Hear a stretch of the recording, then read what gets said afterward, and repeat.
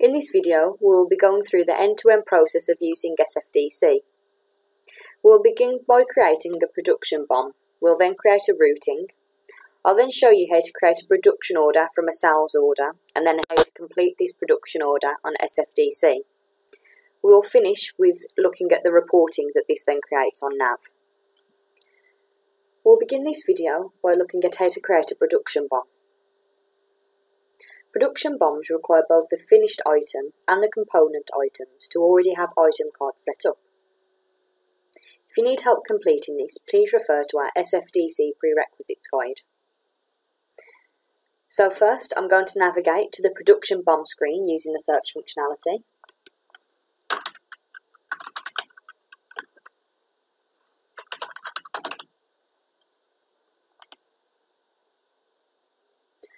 And to create a new BOM, I'm just going to select New from the ribbon. I'm now going to hit Enter to carry on with my number series. Next, in my description, I'm going to enter description of bicycle, as this is the finished item I'm going to be completing.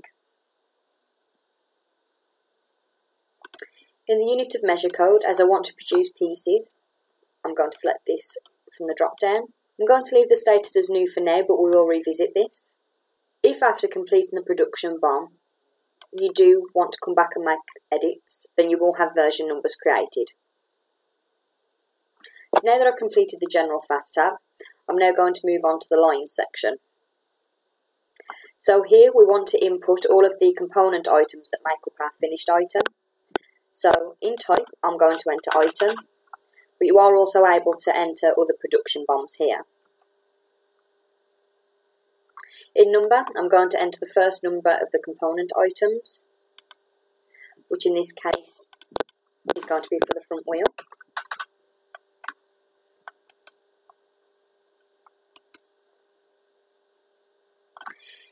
In quantity per, we want to state how many of this component is going to go into making the finished item. So in this case, that's just going to be 1. Unit of measure, that's going to default to whatever the unit of measure has been set on the item card. Scrap percentage. So the scrap percentage will be the amount that you normally expect to be scrapped as part of this process. This doesn't count for scrap that's created accidentally, for example through machine error or an operator error. So in this case, I know that during the production of my finished item, I'm going to use the whole wheel, and there won't be any scrap involved, so I'm going to leave that as 0. Finally, we have the routing link code. So if you wish, you can attach this to routing links that have already been set up, but for now, I'm just going to leave that as blank. So now I'm just going to complete the rest of my lines. So now that all my lines have been filled in, I now need to change the status from new to certified, and that will allow me to use this production BOM on an item card. If it's left as new, we will get an error when we try to attach it, so just leave it as certified. So just change it to certified. If you do need to come back in and make any changes, change from certified to under development, and that will allow you to change. And that will allow you to change what you need to. So I'm just going to select OK. And you can see that that has now created a new line for my production BOM. Now we need to create a routing. So from here, I'm just going to go to the routing screen.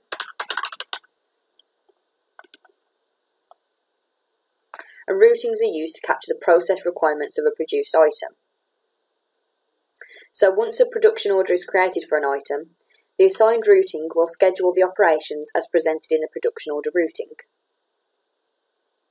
So routing should only be created once item cards and work centres have been created, which again, if you do require any more help with, please refer to our SFDC prerequisites guide. So to create a new routing, I'm just going to select New from the ribbon again. I'm then going to hit Enter to input the next number in the number series. And in description, I'm just going to enter the finished item, which again is bicycle.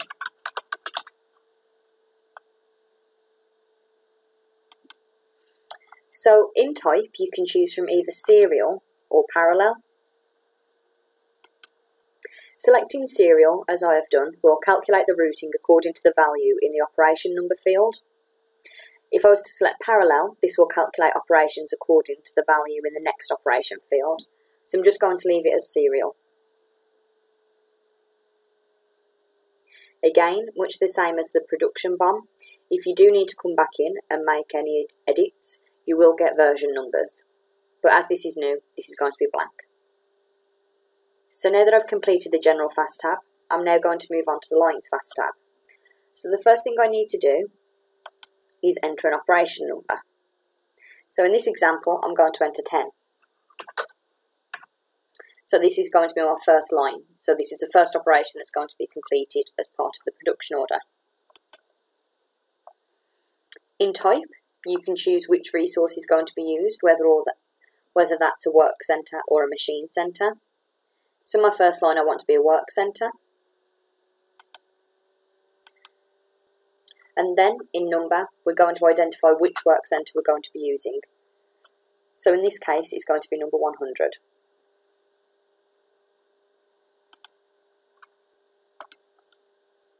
So now you can see that we have several fields available for timings. These are going to affect capacity planning, so please ensure that these are as accurate as possible. So in my setup, we're using minutes, but this will depend upon how you set up your nav.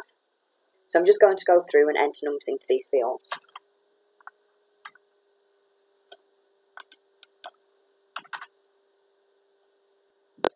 Next we have the fixed scrap quantity and scrap factor percentage. So again, you just want to enter here how much scrap you expect to be created as part of the normal process. Again, do not enter here anything that is outside of the normal process, for example, due to operator or machine error. This is just going to be the normal process. So I'm just going to leave these as blank.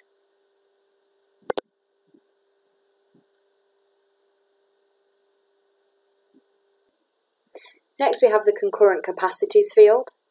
So here we can define how many machines can work simultaneously on this operation. So I'm just going to leave this as 1, but if you do have more than one machine that is able to cope with this, you can enter multiple here. Next we have the sender head quantity. So this will allow for a movement of a portion of the lot of material to the next line. So I'm going to leave this as blank for now, but it can help speed up your routing.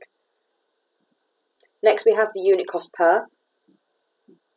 So this relates to any production and line specific costs. I'm going to leave this as blank for now, as I've put costs in other areas such as on the machine and work centre cards. But if you do want to specify it down to routing line level, then this is where you're able to do it. And this will pull through to the reporting that we'll look at the end. Next we have the routing link code. This is much the same as what we saw in the production BOM card. So you're able to link this to whichever line you'd wish. So here I'm just going to put assembling. As you can see, I'm in the assembly department, so I want to link it to that code. Now we have next operation. So in here we're just going to specify the next line. So once this line is completed, we're saying that this is the line that we now want to move on to. So I'm just going to enter 20. And now I'm just going to fill in the rest of my lines. So now that I've filled in all my lines, again I'm going to change the status from new to certified. And now I need to attach both the BOM and the routing to the item card. So I'm just going to OK.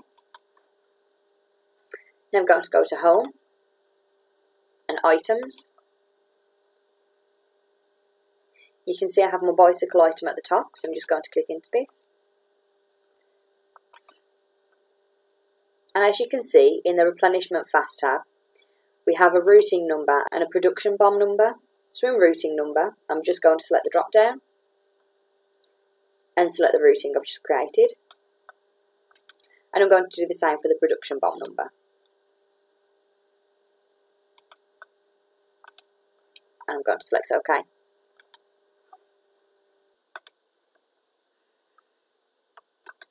So in the next section of this video, we're going to look at how to create a production order from a sales order and then how to load that onto SFDC. So from a navigation pane, I'm just going to select sales orders. I'm then going to select new. I'm going to hit enter. And then I'm going to enter my sell to customer, so I'm going to enter customer 10,000.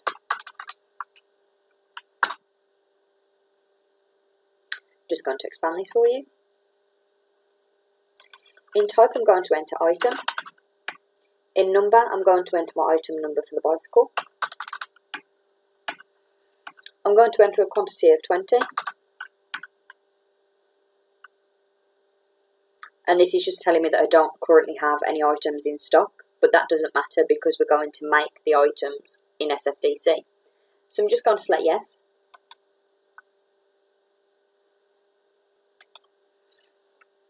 Once this is done, I'm going to select actions and planning. As you can see, it's telling me that currently I have minus 30 availability. I'm just going to go to create production order, and I'm going to set that to released, as only released production orders are going to show on SFDC. And I'm going to select yes. And as you can see, it's now told me the number of the released production order. So I'm just going to select OK. And you can see that my 20 have now been planned. I still have a minus 10 as I must have another sales order for this bicycle that I've not yet planned. So I'm just going to select close. And now we're just firstly going to view the release production order in nav. So I'm just going to OK the sales order. Then I'm going to go into release production. And you can see that I now have a new line created. So now we're going to go into SFDC and view the release production order there. So now I'm in SFDC. So if you can remember, my first routing line for my machine centre was number 120. So I'm just going to select that. And next. And now I'm going to select the production order line ending in 30. And next again. And now I need to select my operator number. So I'm just going to select myself. So as you can see, the last time this machine was worked on, it had been on an unplanned stop and was under investigation. So I'm going to start, confirm that this was due to a power cut, and OK. So as you can see, I'm now on machine centre number 120. My status is running, but I'm currently in setup. So as I want to start my production order, I'm going to select stop and setup complete, and OK. So you can see that my information has now changed to machine centre number 120, ready, and now I'm running rather than setup. So I'm going to select start again. So the first thing I need to do is post some of my components. So I'm going to go into the component screen, but first I need to tick my production routing line. Then I'm going to select components. What I'm now going to do is just post some of the components, and we'll post the rest in the next routings. So I'm just going to select 3 of the lines, and I'm going to update quantity to post to 10.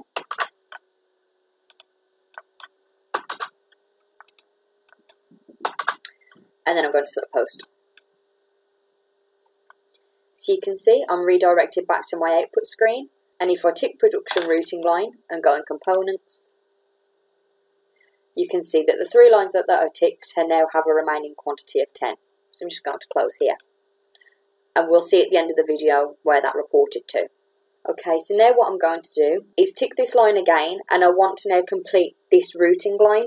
And to do that, I need to output all of the quantity as part of this production line, and that will allow us to move on to the next operation.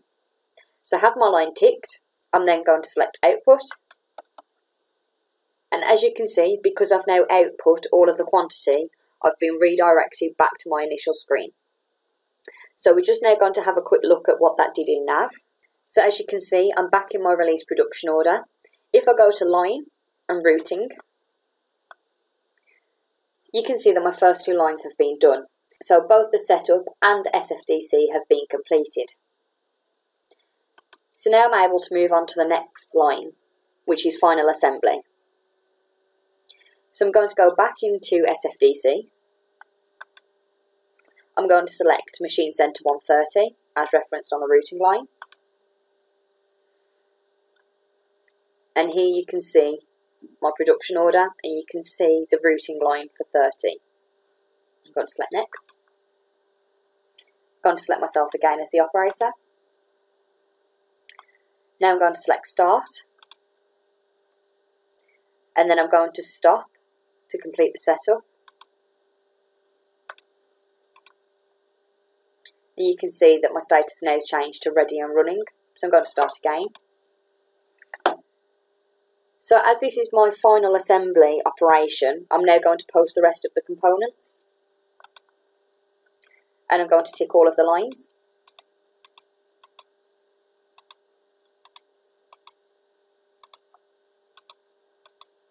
And post. Now I need to output the quantity. So I'm going to enter 20 into output quantity and output. Okay, so you can see that my quantity completed is 20, my quantity remaining is 0, and now I'm going to say that this production order line is complete. So to do that, I'm going to select stop and production order complete and OK. So now you can see again I'm redirected back to my initial screen because that part of my operation is now done. I'm going to navigate back into nav so that we can see the effect that that's had on the routing line. So you can see that my third routing line for final assembly has now been updated. My quantity available to start has now moved to the next line as I've output the quantity on each of the others. And both my setup and SFDC have been completed for my final assembly. So now I need to go to my Machine Center 110 in SFDC to finish the production order. So I'm going to open SFDC again. I'm going to select 110 as my Machine Center. I'm going to select my production order again, which is the first line, and Megan Hill. I'm going to select start, then stop, and setup complete. Then I'm going to start again. And now to look at some of the different types of postings, I'm now going to produce a byproduct and scrap. So if I just tick my production routing line and tick byproducts, in output quantity, I'm just going to enter 1. I'm going to select my front wheel byproduct and I'm going to select no variant. If you do wish to learn more about creating byproducts and posting them, please refer to the earlier video in this playlist. And I'm just going to select post here. And then I'm now going to produce some scrap. So I'm just going to tick my production routing line again and select scrap. In scrap quantity, I'm going to enter 5. And I'm going to say that this is because I've made an error, so not operator error. And OK. So now that my production order is complete and I'm happy with it, I'm going to select my production routing line. Going to leave the output quantity as 20. And then I'm going to output. So now that's everything done within SFDC. I'm going to navigate back to nav so we can have one final look at our production order. So you can now see that all of the lines have been completed. I'm going to select OK. And from here, I'm just going to select change status. And I'm going to change the status to finished and yes. So now you can see a warning message has popped up. So it's saying that some of the consumption is missing. This is due to the byproduct that we produced as part of the production order. So the byproduct that we created was actually one of the components also. So when we posted the consumption for the full 20, we then went back and created a byproduct which negated that and took it back down to 19. So we'll see that as part of the posting. So I'm just going to select yes here.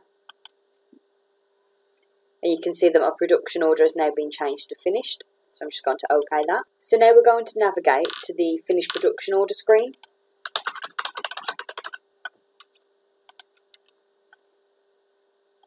You can see that the production order ending in 130 has now pulled across and with the status of finished. In the last part of this video, we're going to be looking at the reporting that our production order has created. So the first screen that we're going to look at is the capacity ledger entries. So I'm just going to navigate there using the search functionality.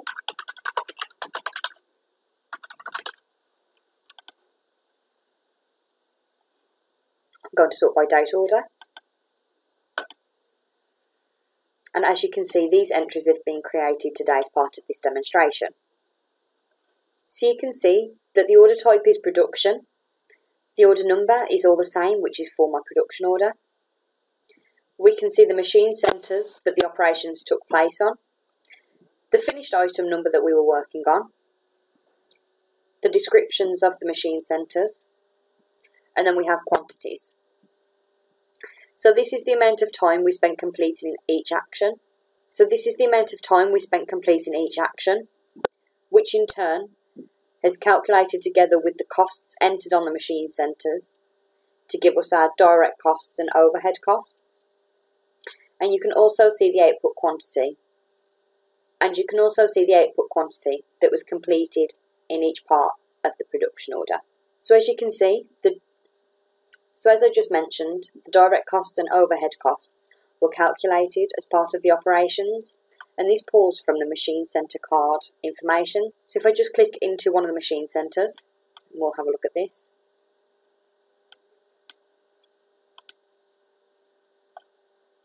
So you can see that I set these costings up on the machine centre card. If you wish to learn more about this, please refer to our SFDC prerequisites guide, as well as our SFDC setup video part 2, where we cover this in more detail. So I'm just going to select OK. Also, you can see here the scrap quantity. So if you can remember, I did scrap 5 of the items as part of the process just to show you the postings, and here it is. So that's everything for capacity ledger entries. Now we're going to move on to the item ledger entry screen.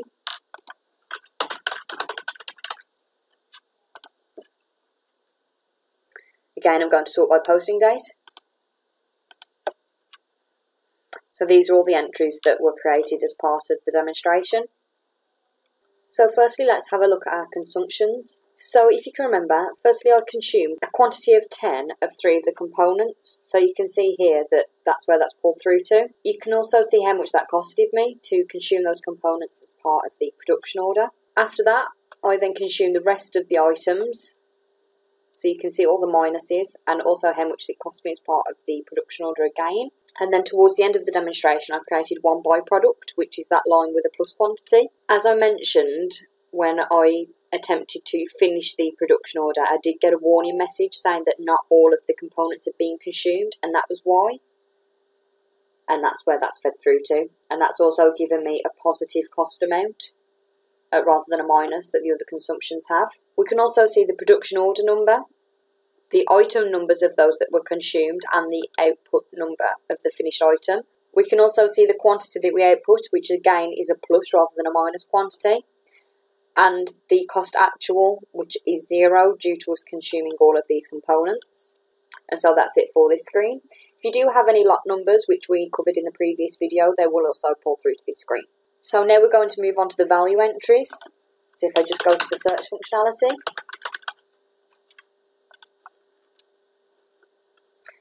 again, I'm just going to sort by posting date. So this screen is going to be concerned with the value that we've added to or taken away from as part of the production process. So here we can see the indirect and direct costs that have been produced as part of our production order. So if I just highlight all the lines again. So we can see where these have stemmed from, so whether or not it was from the output or the consumption. We then can see whether or not it was a direct or an indirect cost, so that's going to feed from our machine centre card setup. We can then see the cost amount that was expected and the actual cost amount. So that's going to feed from the consumptions, if you can see. That was how much it cost us to consume those components. Can then see how the item ledger was affected and the cost per unit of the components. If I just go across, you can then see the general product posting groups that we posted to as part of the production process. That's covered more in depth in the SFDC prerequisites guide and how to set up your item cards. So in this example, you can see that I've posted to the manufacturing, retail and raw materials product posting groups. From here, you're also able to navigate to the related item ledger entries and capacity ledger entries, if applicable. And so that's everything for this screen. Now we're going to move on to the SFDC specific reports, but just a quick note on warehouse entries. As I completed this production order for a warehouse that doesn't have any warehouse setup, I haven't created any warehouse entries. But if you are using the warehouse setup, please be advised that you will also have entries within the warehouse entry screen. So the first part of our SFDC specific screens is the portal framework activity log. So I'm just going to navigate there.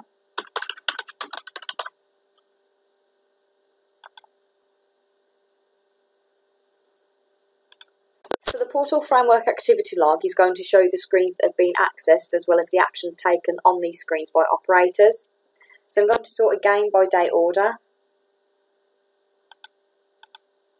So each action taken by an operator is firstly going to create you an entry number. Then it's going to give you the application ID. So if you have several applications running on your portal framework, that's where it's going to identify them. In my setup, I do only have SFDC running on the portal framework, so that's the only example I'm going to see. I then have the device ID. If you want to learn more about device setup, please refer to our SFDC setup video, part 1, where we talk about this. But in my example, I only use the first device that I set up. Next, we have the activity code. So this relates to the screen or the subform that the operator was in. So a good example of this are the data selection screens that you can see here. So essentially what these lines are telling me is that I was in the data selection screen and I selected a center and then I went to the next screen. And again, then I selected a production order, then I selected my operator number and then I landed in the output screen. This screen is also going to tell me if my operators have come across any error messages. So during one of the earlier demonstrations, if I just go down, you can see that I came across some errors where I hadn't selected a production routing line when trying to select components, or that I hadn't set up an operator correctly for a machine center. So you are able to view error messages which may be useful for training purposes. If you just go back up. Next, I'll just briefly cover the portal framework activity data. So this is actually a really helpful feature. So if I just select, for example, the scrap subform. So here I can see that one of my operators chose to scrap an item and they chose an operator error as the reason code and they scrapped a quantity of 5. So again, that can be really helpful in trying to narrow down exactly why items are being scrapped and trying to spot any popular trends. Next activity, so that's just going to relate to what screen came next after the operator completed an action. And that's it for this screen. So as you can see, it is very helpful in trying to identify trends and any errors that operators may be causing. Next, we'll move on to the SFDC activity log.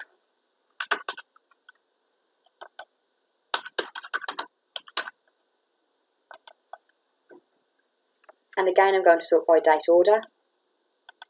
So essentially, much of the information shown here, we also saw on the portal framework activity log. It's actually just a bit easier to view as you don't have the fast tab along the bottom giving you more information. So again, each action completed by an operator is going to give me an entry number. I can see the device ID. I can see the screen. So again, we have these data selection screens, which are the login screens for SFDC, and that they selected the machine center, the production order, and then their operator code. I can also see any error messages that they may have come across. Just to note, if there is a tick here, that means that it is an error message. And if there isn't a tick, it just means that a message appeared on the screen. That's it for this. As you can see, it's quite plainly laid out. Next, we'll go into the SFDC device log.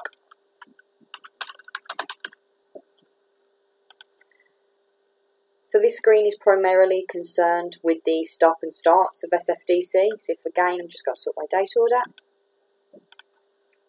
So this screen is primarily concerned with the stop and starts of machines and why they've been stopped and started. So again, I can view the entry number, device ID, the production order number that was being worked on, as well as the production order line and the routing line, which is the operation number. I can also see, which is slightly different to some of the other screens, which operator was working on the production order at the time. And then I can see the stopped and start statuses. I can also see whether or not these were planned or unplanned stops. From here I can then see the entry date and time, and the reason and the actual reason codes. So if I just scroll down and try and find an exit code. So here you can see that I exited a production order because I was skipping it, and you can see that I have a reason code and an actual reason code. If you remember from some of the earlier videos, when completing an unplanned stop, when you need to either start or exit the production order, you will then need to confirm your reason code. So essentially here, I stopped the machine initially because of an operator error. I then wanted to exit the production order, so I confirmed again that it was due to an operator error that the machine had been stopped, and then I skipped. So if we just go back up to the top. In the next two columns, we've got duration seconds and operator cost. So the duration seconds is how much time I've spent in each screen, and then the operator cost uses that duration and calculates it to produce the cost incurred by the operator spending that much time in that screen. If you wish to learn more about setting up operator costs, please refer to our SFDC Setup Part 2 video, or refer to our SFDC user guide. So that's everything for this screen, and it can be very helpful in trying to identify how long operators are spending in each screen, and also trying to identify the number of unplanned and planned stops. This has been the final video in the SFDC series. If you wish to learn more, please refer to the other videos on the playlist, or refer to our SFDC Prerequisites Guide and User Guide.